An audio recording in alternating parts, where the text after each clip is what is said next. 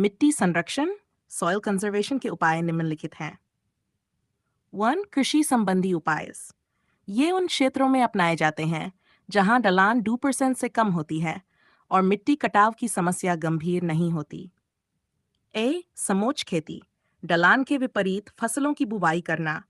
ये न केवल मिट्टी की उर्वरता और नमी को बचाता है, बल्कि मिट्टी का कटाव भी रोकता है। बी. पलवार यूज ऑफ मल्च। मल्च यानी कोई भी सामग्री जैसे फसल के अवशेष, पत्ते, खाद या पॉलीथिन फिल्म जो मिट्टी पर बिछाई जाती है। ये वाष्पीकरण को कम करती है और मिट्टी की नमी बनाए रखती है। शुष्क क्षेत्रों में ये मिट्टी के क्षरण को कम करने की सबसे महत्वपूर्ण रणनीति है। पट्टी फसल, ये प्रणाली अद्भुत है। मृदा क्षरण बढ़ाने वाली फसलों के बीच क्षरण रोकने वाली फसलों को लंबी कतारों में लगाया जाता है। उदाहरण के लिए मक्का के साथ मूंगफली या चंवला लगाना। यांत्रिक उपायनिकल मेजर्स, जब ढलान 2% से अधिक हो तो ये उपाय कृषि संबंधी उपायों के पूरक के रूप में अपनाए जाते हैं। कंटूर बंडिंग, ये 6% ढलान तक अपनाया जाता है और शुष्क तथा अर्ध शुष्क क्षेत्रों में उपयोगी होता है।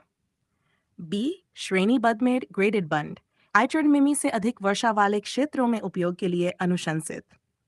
ये बंड 2 to Z% ढलान वाली भूमि के लिए उपयुक्त हैं। सी.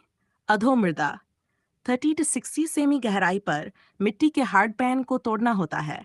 ये प्रक्रिया अद्वितीय परिणाम देती है। डी. ब्रॉड बेड और फरो BBF प्रणाली, गहरी काली मिट्टी में मानसून के दौरान जल निकासी की समस्या से निपटने के लिए यह प्रणाली एकदम सही है। जिंक टेरेसिंग, 3 to Z% ढलान वाली मिट्टी में यह प्रणाली कारगर है। मध्यम से भारी बारिश वाले क्षेत्रों में यह सबसे अच्छा काम करती है। एफ.